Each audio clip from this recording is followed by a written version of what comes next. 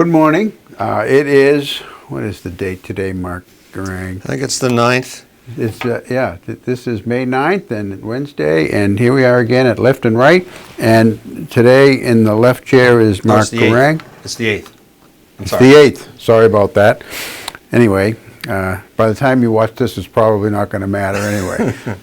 But, yeah, here we are. I'm Tom McLaughlin. I live in Lovell, Maine, and Mark is from Conway, and so we have a lot of things to talk about today, and our producer has given us some questions, as he always does.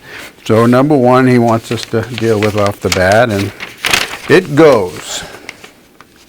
Since April 1, 2019, there have been 31 deaths and 36 mass shootings in the United States, including one fatality yesterday at a school shooting in Littleton, Colorado. Do you think the U.S. government will ever enact any legislation to combat mass shootings, in particular those occurring at schools? And another question, why do you think threats of radical Islamic terrorist acts gain more government attention than domestic mass shootings? All right, let's take the first one.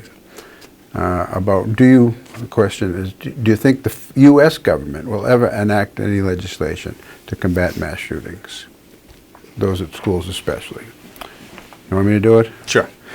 Okay. I hope they don't.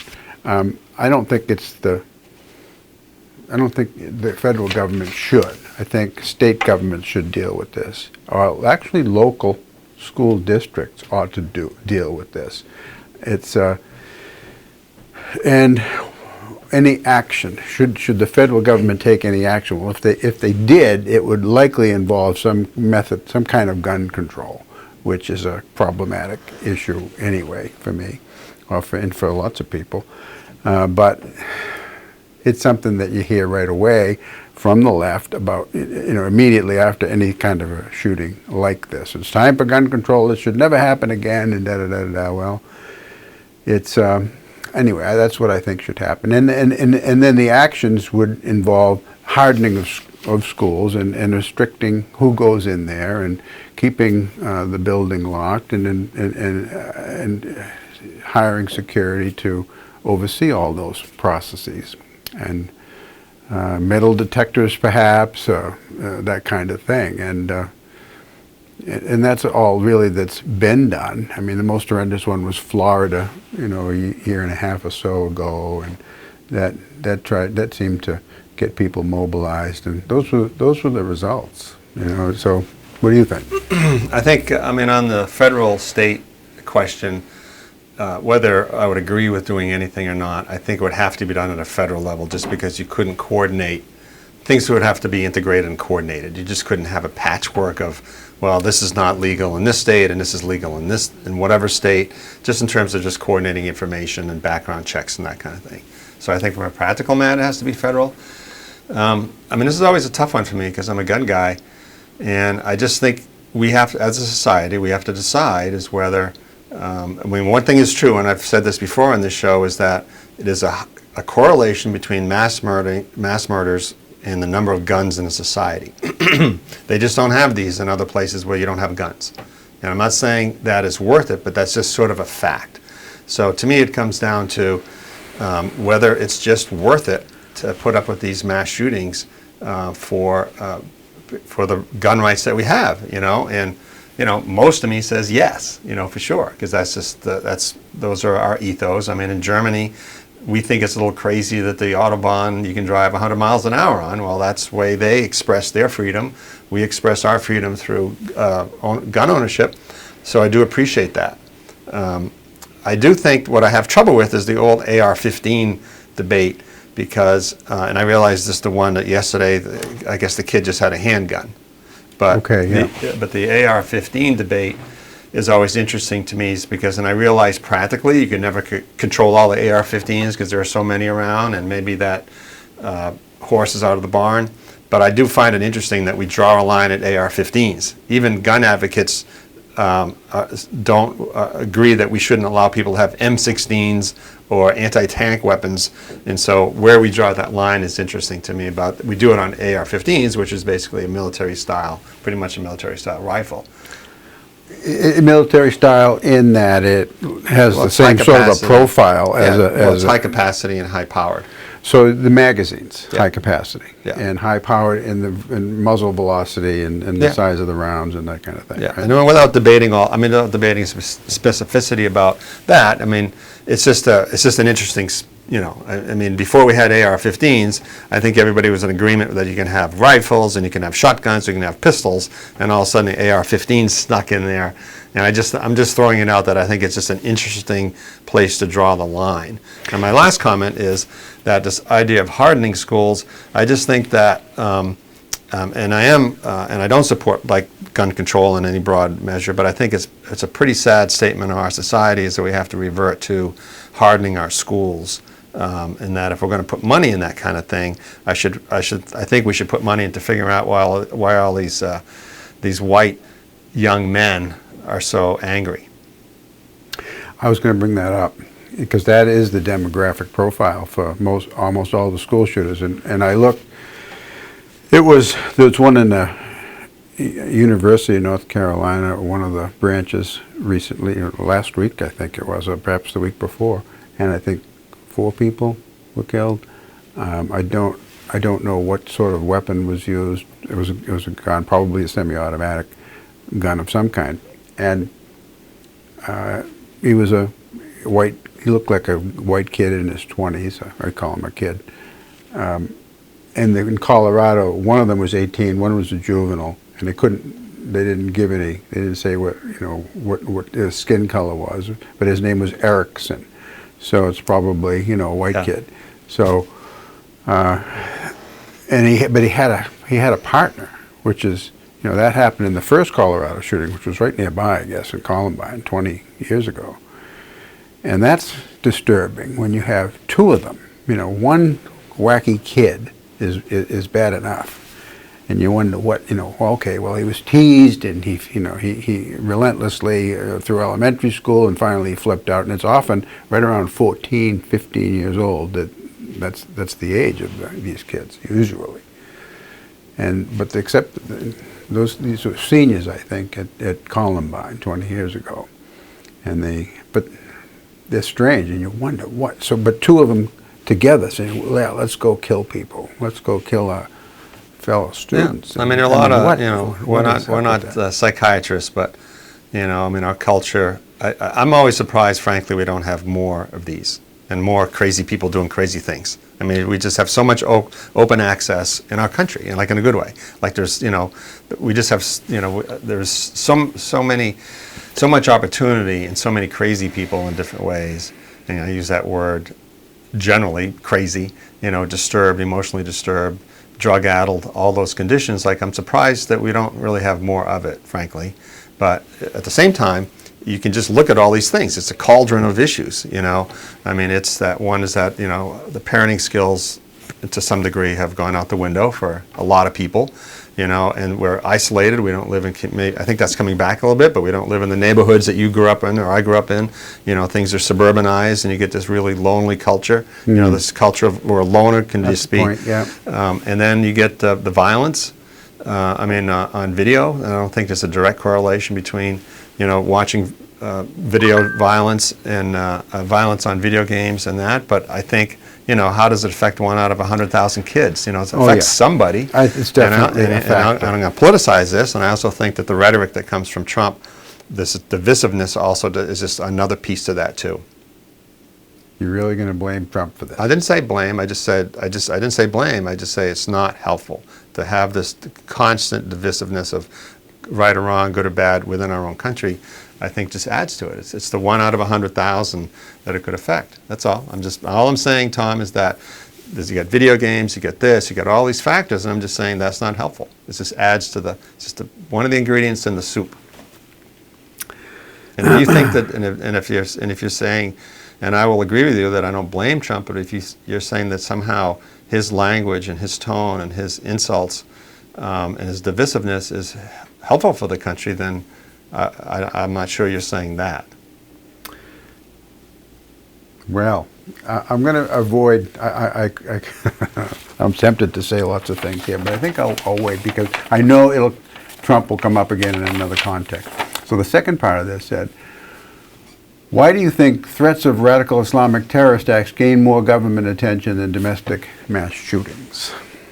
I think right now, I mean, under the old days, under Obama, these mass shootings got more attention. I mean, it just was. The mass shootings did, and remember, maybe even rightly so. What was it the conservatives would criticize Obama for not calling him radical Islamic terrorist because he didn't want to. I was one of those people. Just didn't want to say you're just one of those people. It's sort of like me saying, there goes another white Christian at it again. Well, it's just not fair to say that about. It just paints too broad a brush, which is what Obama was trying to do.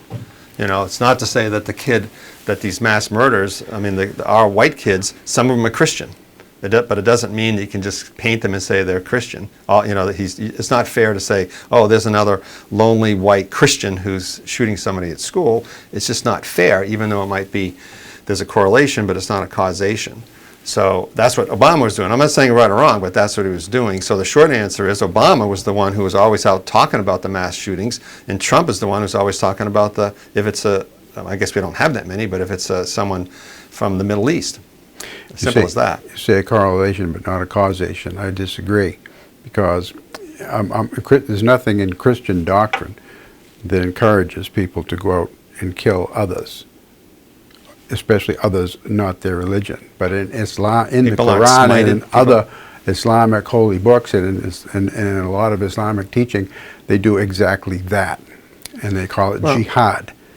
And that is at the root of it. And so therefore, yes, there is a definite causative factor. So I think, and then of course, why do they get more government attention? Well, it has to be September 11th. I mean, 3,000 people is so dramatic at 9 o'clock on a Tuesday morning in New York City when media was all hyper-focused right on that spot. And I mean, that's part of that's like Pearl Harbor for people. Where were you when you heard about it? I mean, you can ask that question. The Kennedy assassination, September 11th, and But do you not agree that there's a different emphasis? There's no question. I think it's just documented, and we could Google it in 2 seconds. That anytime there was a shooting, a domestic shooting, Obama was right on it. Like he would address the nation, and Trump doesn't. I mean, I think that's just the good, bad, or indifferent. I think that's just the reality. He did address the nation, like Fort Hood. Yeah. I mean, Fort Hood, there were 44 people shot, and I think 18 killed by a Muslim officer who was yelling Allahu Akbar while he was doing it, who had made statements on social media that he wanted, indicating that jihad was his calling and that he wanted to do it, and praising others, and in touch with radical Muslim clerics in the Middle East, and all of that was ignored. And then Obama called it workplace violence. He still would not make a connection. And it was at a federal facility, and he was commander-in-chief, and he assiduously avoided any connection. And that was glaring to me. That I'm not even debating that. I'm saying Obama, that's what Obama did, and this is what Trump did. Obama overlooked the Islamic connections and concentrated on the domestic ones, and Trump does the opposite. I'm not debating it with you. I'm just saying that's just the way it is. Trump doesn't talk about all these. He never mentions any of these shootings unless it has to do with Islamic or somebody. He just doesn't. Well, he does. He makes a statement afterward. Do you want? Oh, it's terrible. My thoughts and saying, prayers are with you. I'm just saying they're both equal. They're both equal and they're extreme in their biases. So Trump is extreme in his bias. Can you give me an example? Well, even Charlottesville. He didn't denounce the racists. Having to do with Islam, I mean. Well, isn't that what the context that you made the statements? Right. Yeah. So I think, I just don't have that, I haven't thought about this recently, but if you give me next week, I'll come back with some examples. But I know that when we've had these past shootings, he just hasn't said anything. He just hasn't, and I just can't think any off the top of my head, but I remember the criticism that the liberal media would say that he's just not coming out for it, but boy, if it's anybody that's connected to Islam, he does. And that's all I really can say, Tom, because I'm not prepared to I don't have my memory bank on that specific thing going here. Well, I think you were referring to Charlottesville and his comments after that there were good people on both sides of that thing. And he still criticized, I mean, you know, when Joe Biden made his announcement for president a couple of weeks ago, that's what he focused on. And it was in a videotaped, or what, you know, it was videotaped. It was a filmed, you know, presentation, and I think released on social media. And that's what he focused on. And he quoted, you know, President Trump in his remarks afterward. And again, you know, as Trump said over and over, this was about, in Charlottesville, it was a demonstration about removing some Confederate statues from Can a public I interrupt place. you on this one? I know the Islam thing. I'm getting pretty good at it, but I'm only on this show like once every month, right? Yeah. So I know the Islam thing and the Charlottesville is one of your favorite topics, but I'm just suggesting instead of re-litigating the whole Charlottesville thing, which you're about to do, You brought it up. I just was making a general statement about what Obama, the tendencies of Obama, and the tendencies about Trump. And that's really where I'm not trying to debate it. I'm just saying, I'm trying to answer the question. And the reason I bring that up is because just the other day, there's a George Washington High School near San Francisco. So George Washington High School in San Francisco San Francisco area, is removing murals painted, you know, 36 or so during WPA days by a Russian immigrant of George Washington doing various things. And I looked at an article that showed, you know, what they depicted. And as someone who, as a U.S. history teacher, got a lot of criticism from public, I mean, regularly, and they put major heat on me to saying that I was brainwashing students, I was poisoning young minds, you know, with conservative slants on things. When what I was doing was offering a conservative slant to counter a leftist slants that were in media or in the textbook itself. According to you. Well, I'm talking. Yeah, and I did it. Yeah, okay, according right. to me. I mean, that's why you were criticized. Because I was offering multiple viewpoints, yes. And then I would write about them in my articles in The Sun about those dialogues. Or actually, my articles in The Sun about other topics would say, well, sometimes he writes about classroom dialogues, and sometimes he opines on his own, and that's when he betrays his own viewpoints on issues, which of course I did. And then, okay, well then he must therefore be, you know, spewing this kind of stuff in the classroom. They made that jump, which was not the case. According to you. According to me. Well, no, according to you. I mean, I think it's, you know, I'm not in your classroom, but having talked to parents who had kids in your classroom and knowing you, Tom, I don't think you were there presenting this very totally objective point of view. Yours always had a cast of a conservative point of view at the end of the day. And I think that's what the parents complained about. And it doesn't surprise me because you're conservative. I always told them so. I said, I am a conservative in my viewpoint. But the way I'm telling you this because when we deal with a subject, whether it's an historical subject or a contemporary subject, I am going to give you multiple viewpoints. But because my personal view is on the right, then I will probably be giving you that with more enthusiasm or more emphasis than if I were telling you something that I didn't actually believe, but was just reporting it.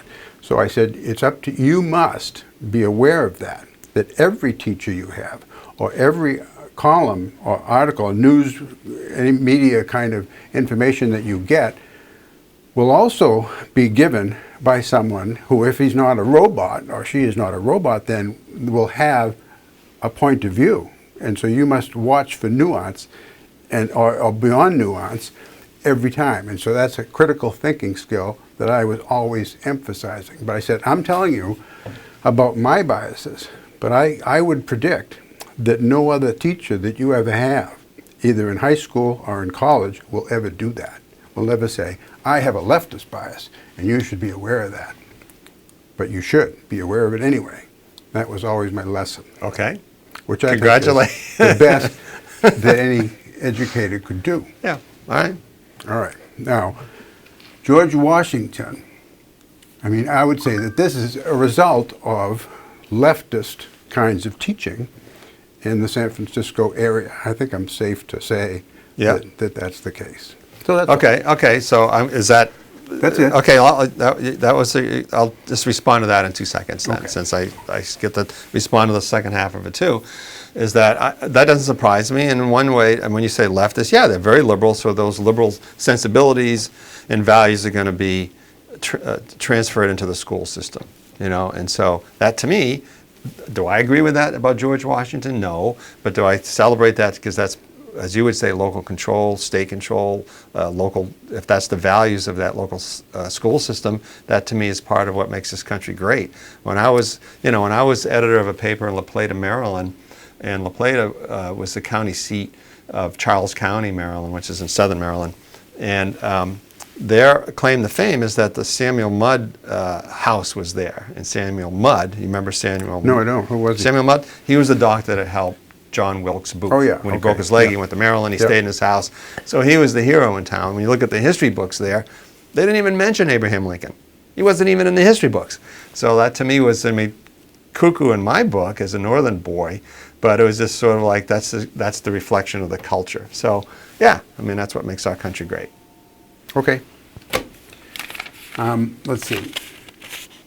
Maine House yesterday passed a bill which would allow public funding of abortion. Now it still has to go through the Senate, which the Democrats also control, and get before the governor, who is also a Democrat, an extremely pro-abortion governor as well. So this is probably going to pass, and it looks like I'll be paying for abortions in Maine, which I very much object to. Mm-hmm. So it's not a good thing. The column I submitted for this week mentions that, but that's just a couple of lines because it hadn't been passed yet. It was in the bill, in the legislature. Still is in the legislature, but it's other things involve concern about climate change and raising the tax on both a gallon of gasoline and a gallon of heating oil, and also a gallon of diesel fuel by 40 cents each, which is a lot of money, and would have a huge effect. Well, evidently that wasn't reported out favorably to committee because it got a huge reaction. People, even almost as much as the abortion legislation has. So that's been postponed. They're going to study it now, and it'll be back again next year. But it's an example of what's happened.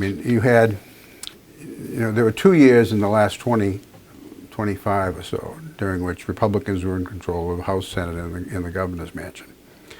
And all the rest of the time, Democrats have had most of the control, but not including Governor Angus Page. King, Oh, I'm who sorry. was supposedly an independent, Right. but you'd never know Democrat, it by the way he voted, just like he is now as a so-called independent senator.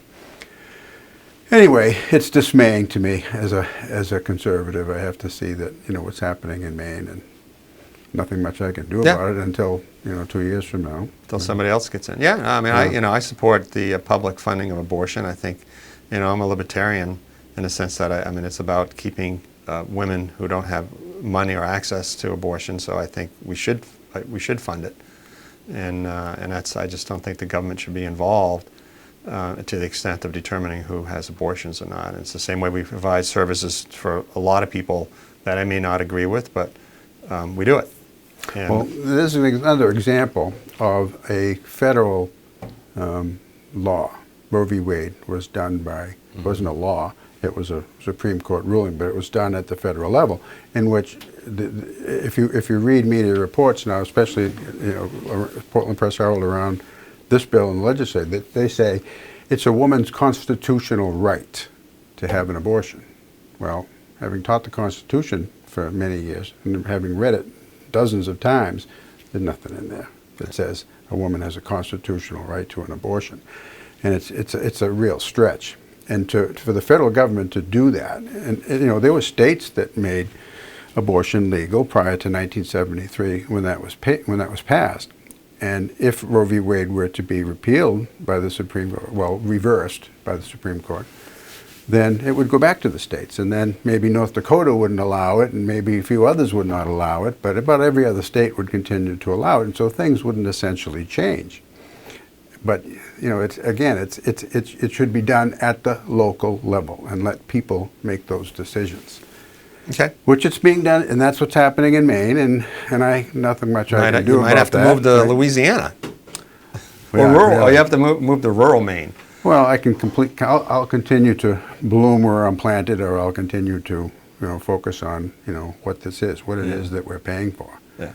And which makes people's toes curl when you get into the specifics of it, but I think that's necessary. Yeah. Okay. So what else you got? You want to throw out an issue, or? Well, maybe we'll take this time and Okay. start with number 2 without having to be cued. Well, all right, here we go. Yeah. Nancy Pelosi recently expressed doubt as to whether President Trump would accept the results should he lose a close election in 2020. This is interesting. Do you think her worries have merit? No. No. Okay, neither do I. I mean, he tweeted, I don't even remember, they were so ridiculous, but whatever he said, he was cheated out of a couple of years. What was the, but he tweeted something or he retweeted somebody who said that Trump had been, the word wasn't cheated, but somehow he deserved an extra 2 years. Is that what we're referring to? I think.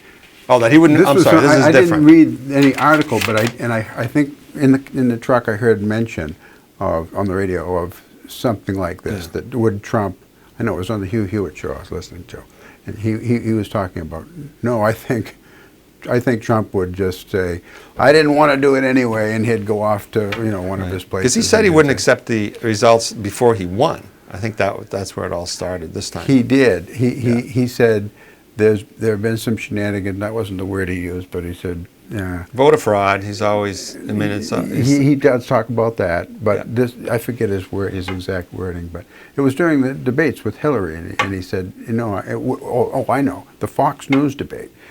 It was I forget her name now. She's gone off of every, but she said, would you accept the? Oh, I know. Is there anybody up there who would not accept the results? No, let's see. Wouldn't it? No, I'm wrong. Yeah, I'm wrong. Something like that. I'm confusing my recollections now. That was true during the Republican debates, but when he was debating Hillary, it came up anyway. Do you think there's some kind of shenanigans in it, and maybe the results won't be legitimate? When everyone thought that Hillary was going to win, would you accept this? And he didn't give an unqualified answer to it. He might object, thinking that the fix was in, and as it turns out, I think the fix was in for Trump. Okay, well Right. now we're going to get into it, which is what I was kind of avoiding, but not completely, but I didn't want to jump. What about the big story about dominate his finances that came out today? Yeah, I was able to read some of that New York Times article. I mean, you think that makes a difference? I mean, that he's lost. I mean, it really is kind of. I mean, it just kind of fits his profile, but it really is kind of an amazing thing that he. It turns out that the New York Times put together this very exhaustive investigative piece about his losses through like mid '80s to mid '90s, and that they had lost $1 billion, $1 billion. And it turns out that when they compare, he lost more money than any other single person in the country. Right. Which is the reason he didn't pay income tax later in the 90s for, most of the rest of the 90s, I think, because he kept citing these huge losses. And I was curious about where did the New York Times get this information? Well, so I read it. Okay. So you know. I think I know. It's a little cute about, where they got it, they say things like, 10 years of tax information obtained by the New York Times paints a different than his out of the deal, Right. real smart operator and so forth.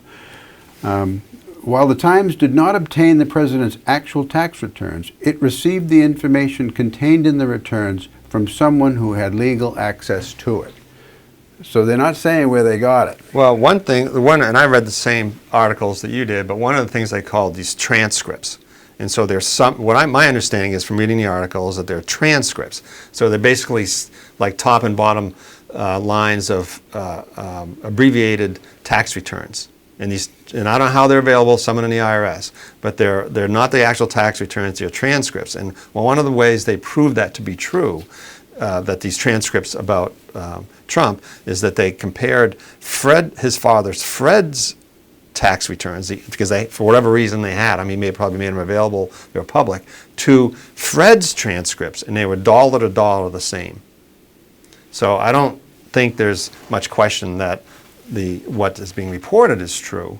And one of the examples they gave is that Fred's returns in the 90s somewhere where he made like $50 million, and the only loss he claimed the loss from his son.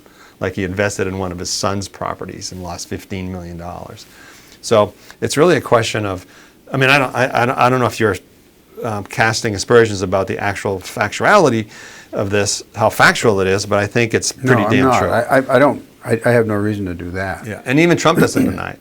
Like this morning, he had one of his crazy Trump tweets where he first said that back in the day, that's what people did, and he called this trying to depreciate assets, so you can have these pass these losses forward, a sport. That's just the game it was played. But you can't. But losses are losses, and so he accumulated $1 billion, and plus he was a corporate raider. And what he would do, and they call it green mail. Do you know what that green mail, that term? No, it's like a financial blackmail where they say, look, unless you, company A, does this and this and this, we're gonna buy your stock and take over. And it's green mail. It's like blackmail, except it's green mail. Oh. And so one of the things that Trump would do until Wall Street just got wise to it is he would show interest in a company, buy some stock as if he was going to take it over. The stock price would go up. Then he'd sell it and have no intention of buying the company. And he did that a number of times and made a bunch of money. And then until people just got wise to it that he was just full of crap. Is that illegal? No, it's not. It's just not ethical. Green mail's not ethical. Blackmail. Green mail, I can see, wouldn't be. Yeah, I don't know about the corporate rate. I don't think it's. I don't know that. I don't know. I'm sure neither of us know what we're talking about in that area, but it's certainly not right. Well, it is manipulative, certainly. Yeah, it's just the type of business person he was. The idea is that it's the $1 billion. That the fact that he lost $1 billion, which leads to the question I think we talked about last time about his tax returns. And you said this is sort of private, that he shouldn't be forced to release his No, stuff. I don't think he should be. Yeah. I don't think anybody should be. But, no, I don't. And I'm going to lead into something else that. But let me, because I like to talk about the tax returns, so go ahead. Go ahead. Why don't you respond about why they shouldn't, so I can respond. Why his tax return shouldn't be? Well, it's gonna lead into discussion of what Pelosi said, or not so much that, but it's going to lead into the ongoing controversy about will Trump be impeached, and William Barr recent testimony or refusal to testify before the House, and it's going to lead into that, which is another whole thing. So let's finish this thread on his tax first. So go ahead and give us. But just I'm just saying. I guess my thought would be because you don't think you don't think presidents should be forced to release their tax. I don't think anyone should be. Okay, I don't mean anyone. I mean presidents. Well, anyone would include presidents, but the presidents would be no different. All right, because I guess my point would be that there are different standards like in the newspaper, in the media world, it's always a balance between privacy and the public's right to know, right? Okay, yeah. So if, for instance, you can write a letter to the editor about any public official locally and say some pretty nasty things, as long as it's not personal or racist or something, right? And get away with it. And if someone writes in a letter about a school principal, and these are real things that have happened in my experience at the Sun. If someone writes in something about a principal, you think, okay, this guy's the principal is a public figure. A principal of a school. Yeah, principal of the okay. school. Principal of the school, and as a public figure represents a lot. So yeah, the public's allowed to take a little higher threshold, take some shots at him, if you will, or he or she.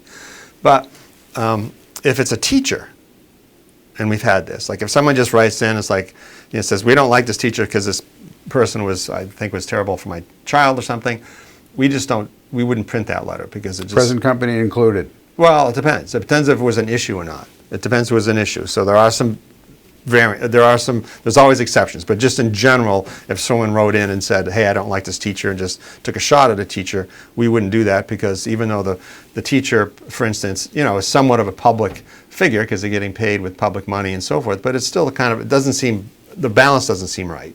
But we've had also criticisms of policemen, right? People will write in and criticize a policeman, and we'd say, look, if you're a policeman, you get to carry a gun, you get to shoot people and taser people and arrest people, you better be a Boy Scout. So in terms of the public good versus the... Oh, so something in the private life of this police officer that wasn't involved in a public incident. Yeah. I mean, if someone wrote in and said, look, I think this Joe the police guy, he doesn't have any credibility because of this, this, and this, what I am saying is that because of what a policeman represents in our society, it's a lower threshold of what we would allow to print. He has a lot of responsibility, and therefore we're going to allow some extra criticism because of the position he holds in society. Even if it wasn't related to his police work? It could be. I mean, no. I mean, if he said, given that it's somehow related, given that it's in the ballpark of criticism, right? I mean, for instance, I'm just trying to make a general point, is that if someone wrote in and said, hey, I got a bad burger down at Horse Feathers, right? We wouldn't print that letter because every restaurant serves a bad burger once in a while. We're not in that business. It seems unfair to a business when one person thinks they get a bad burger, right? If someone wrote a letter, said I was at Horse Feathers Because it might be subjective too. It's totally subjective, but the balance is off, is what I'm trying to make this point, is that it's always the case of public privacy figures, and the public good is what I'm trying to say, right? Okay. So I'm trying to make the general topic, the general subject of making that point, and relate it to the president. So when you're running for the office, the most powerful person in the world, then everything should be open to you, including tax returns. And it's because the president is exempt from conflict of interest laws. Like if they find something terrible in your tax return, you can't. The president is just exempt, just like they can't be indicted. So, and also the president is basically the head of the IRS. So he's got these. What I'm suggesting is that he has these very special powers. I mean, he's the president, and so when you're at that level, and you run for president, and you are president, we, the public, should really know everything. The president should be prepared to divulge everything that in his history, and we should expect it as the electorate. And to say, by the way, we can't have tax returns, which are so central to someone's personality, particularly if you're a business guy, because then it shows what his connections are, where he may be vulnerable to blackmail from foreign powers, his business connections, all those things show a lot of information. And I'm just suggesting is that the public good in that situation, what we learn, outweighs the privacy that he would give up.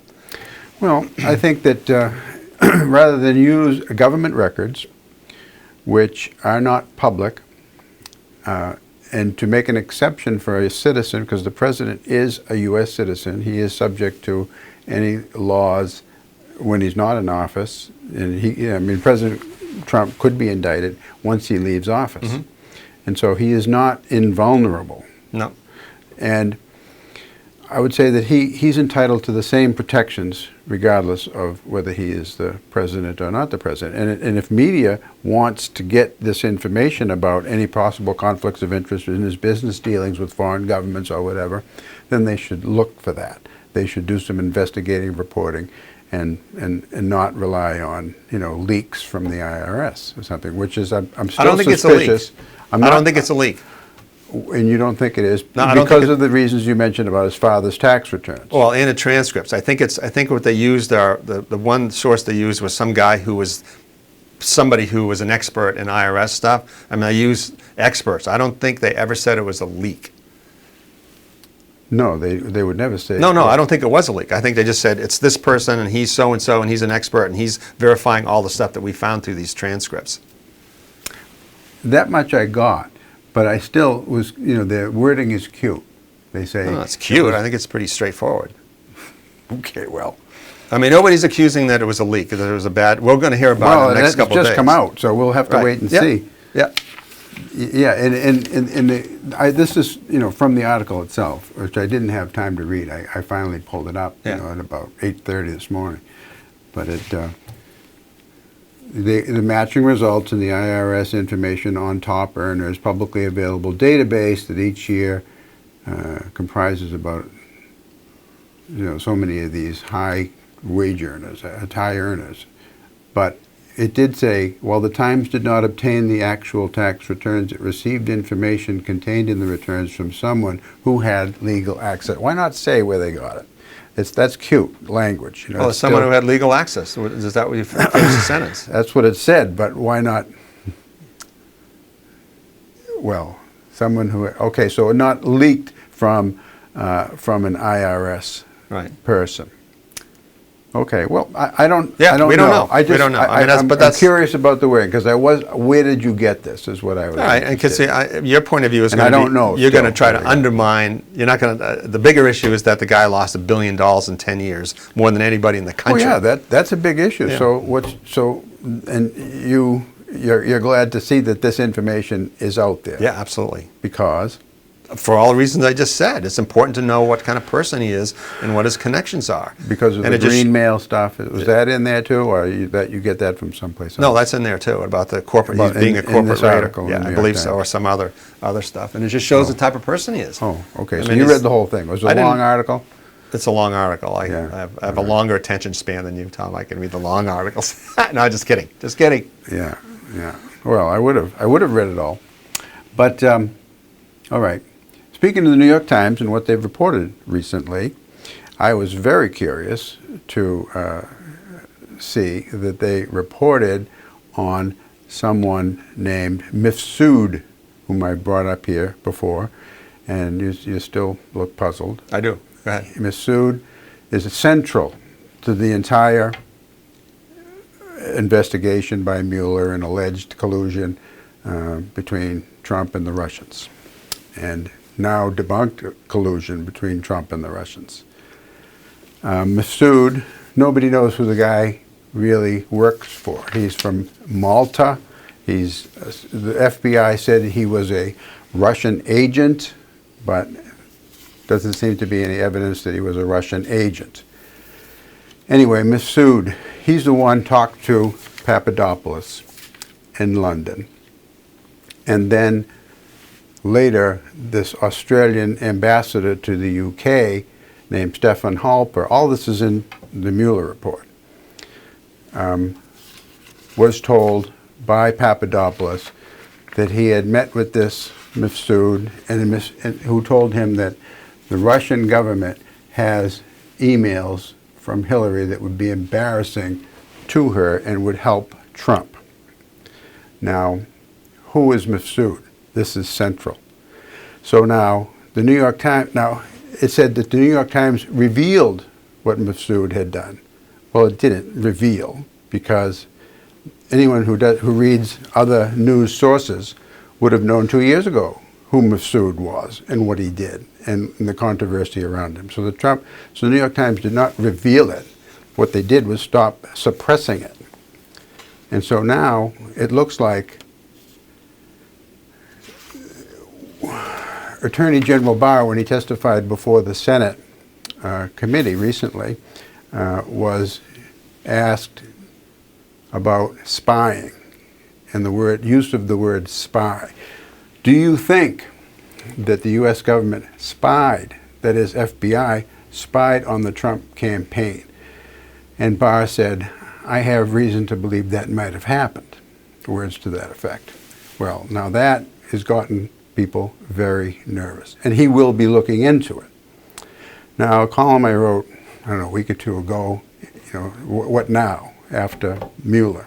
And I mentioned that, and that the Horowitz report, Inspector General Horowitz from DOJ, is about to report on how did the FBI handle the investigation into Hillary's private server and her emails and destruction of those emails. And so there's nervousness about that.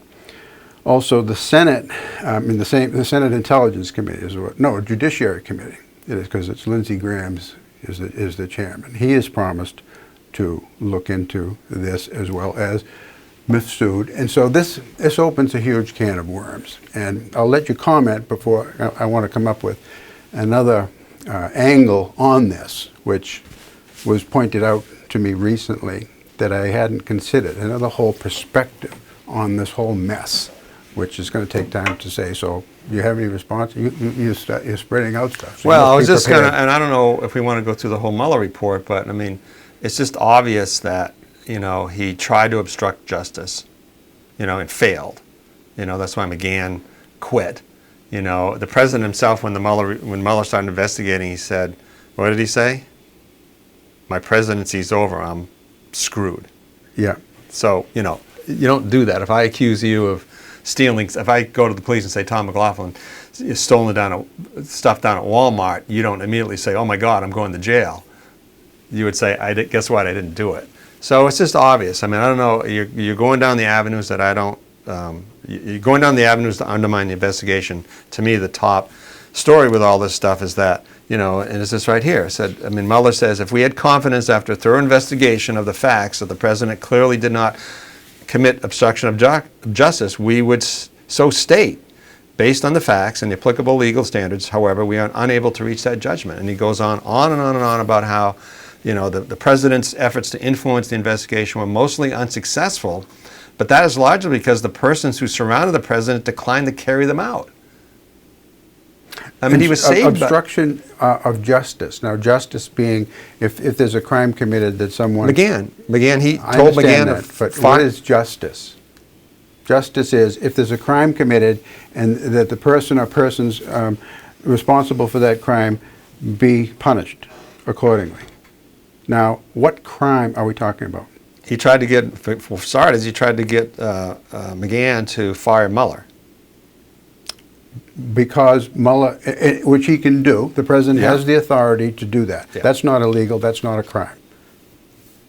It's not politically smart, which is what McGahn was telling him, and so all of his other attorneys were telling him, but he is the chief executive and he can fire anybody. Just as Nixon it was legal for Nixon to fire Archibald Cox. A political firestorm ensued, and it wasn't smart at all, and it led to all sorts of other things. It wasn't a smart move strategically, but he did have the authority, and it's not a crime. And neither was what Mueller was investigating. Now, Mueller is a special prosecutor who is supposed to look for evidence of a crime. There was no evidence of a crime. He didn't say. So how do you obstruct a crime that didn't happen?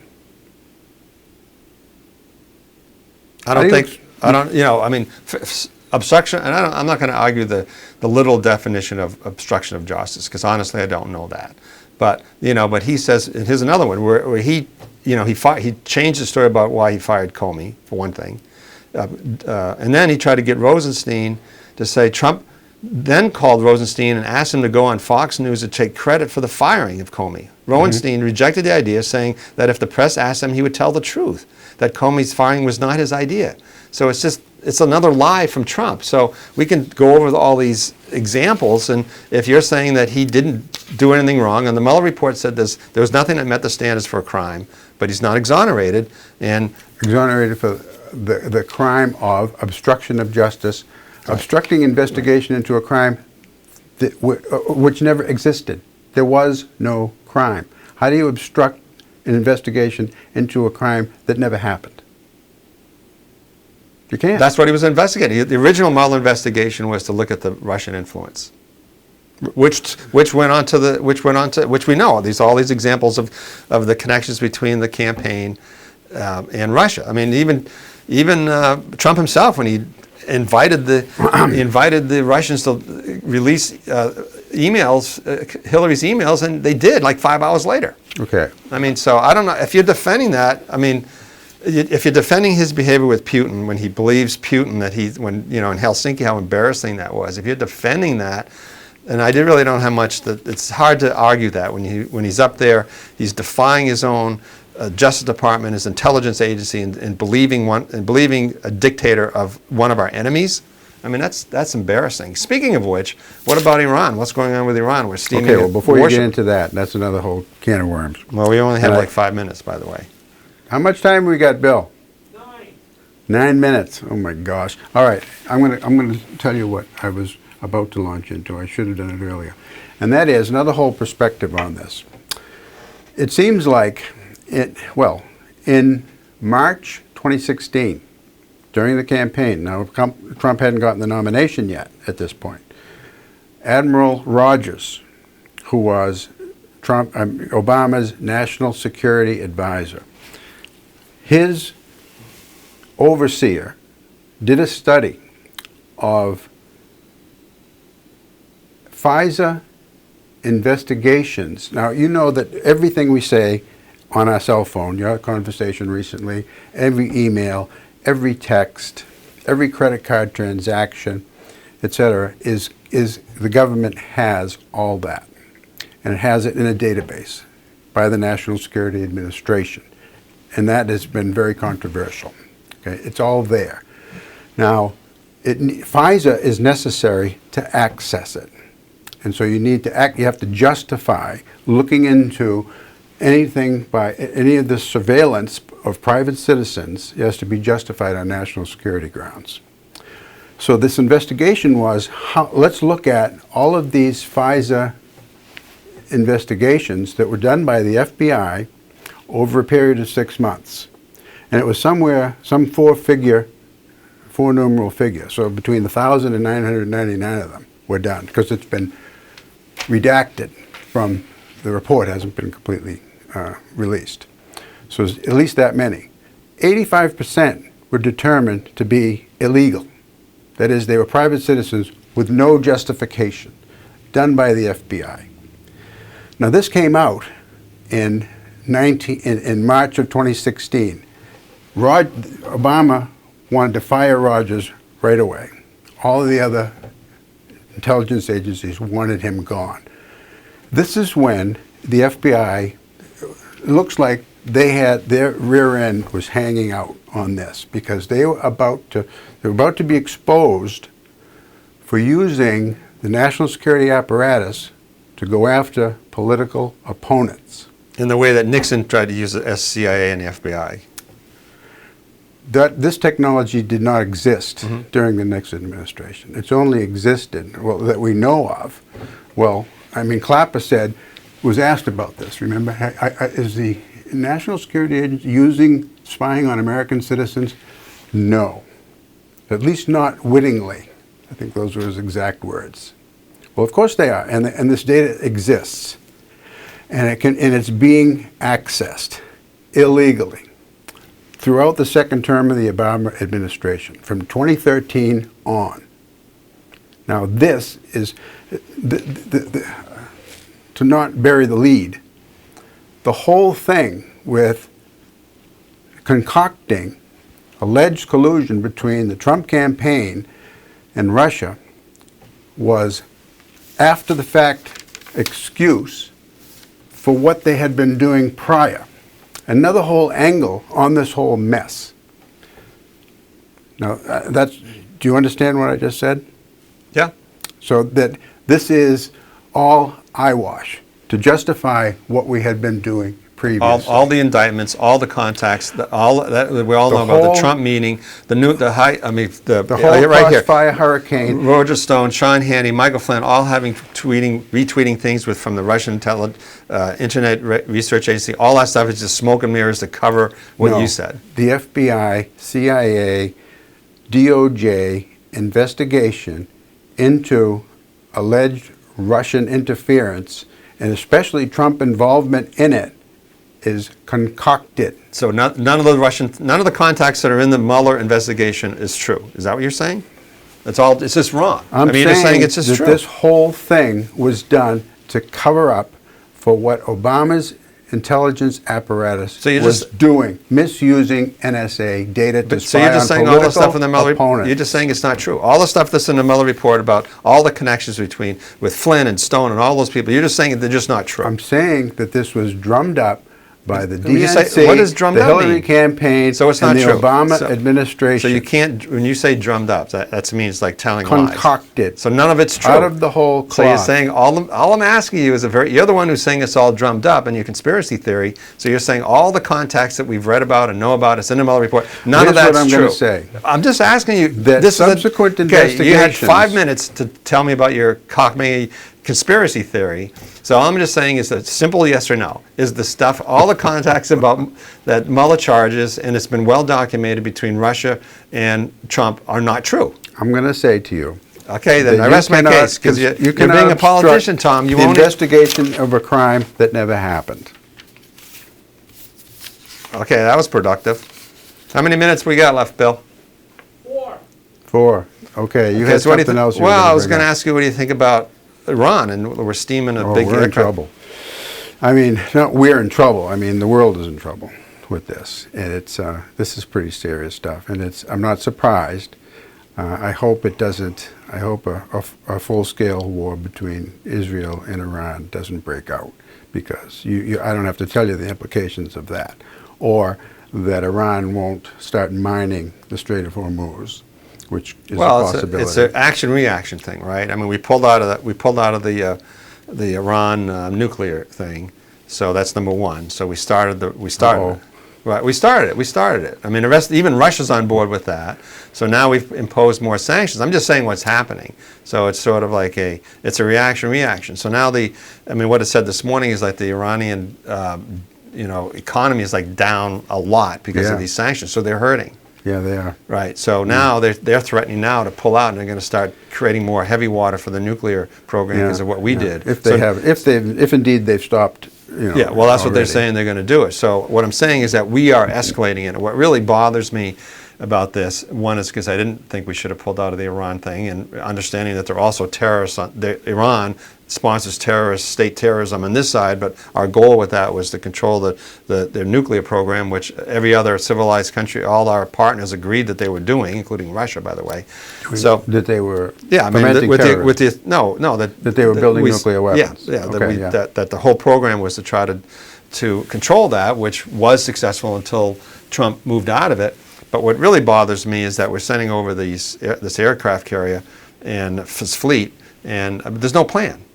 Like, there's never any overall plan. He just reacts. Like North Korea with the showboating of going over there twice, insulting North Korea when he left from Hanoi, and then North Korea just fired off another missile. When was it? Last week. Yeah. And so it's back to provocation again. That's So the there's coup. no overall plan with North Korea. There's no overall plan with Iran. There's no overall plan with the China. If there were an overall plan, do you think you would know about it? Wow, that's a good one. He's so smart. He looks stupid. I like that one. Do you think that There is no plan. we as ordinary Yeah, civilians absolutely. would know about this overall We plan? knew what was going to happen in Kuwait when we kicked the Kuwaitis, the Iraqis out of Kuwait under first George Bush. We had no plan with George W. in Iraq. That's why I get all screwed up. I think absolutely.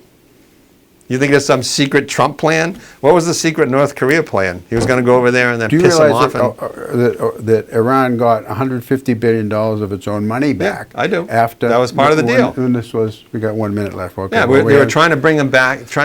Iran. I hope that the next time we sit down, which is a month from now, we're not going to be talking about a war that's going on. And if it is, it's going to be caused by Trump. Oh boy, oh man. Okay, so what else did he cause? Did he cause the Colorado shootings, and now he's caused No, this war? I'm just saying there's no plan. Come on, Mark. There's no plan. I mean, North Korea. There's a plan. There's always a plan. Okay. He's not going to make that evident to us. But it's a big issue, and it's something that I've kept an eye on for years. It's complicated. It's very complicated. That region is Of course it extremely is. complicated. I mean, we screwed it up when you supported the George W. invading in Iraq. That was a debacle, so you've been following it, but you haven't been right on it yet. Okay, we'll see. We'll see. You've ranged far and wide. Now, that was 2003, and here we are in Iran with, I see I'm seeing a clock in my head, 30 seconds. So we're going to have to pursue Just don't this advocate next time. invading Iran. You advocated invading Iraq last time, and look where that got us. I, along with John Kerry and Hillary Clinton and everybody else at that time. They're not all right? presidents, are they? No, they're not. There were a lot of presidents. people. I'm not a president either. There were a lot of people who didn't want to invade Neither are Iraq, you. including George Bush. Who didn't want to invade Iraq? Yeah, his father. Yeah, yeah. Well, I mean, okay. We'll end there. Okay, gone. Good to see you, And Tom. good to see you too. And a month from now, will you be back? Sure. And maybe, I hope we can just pursue this without having rockets and bombs firing all over the place. And but we'll see. Thank you.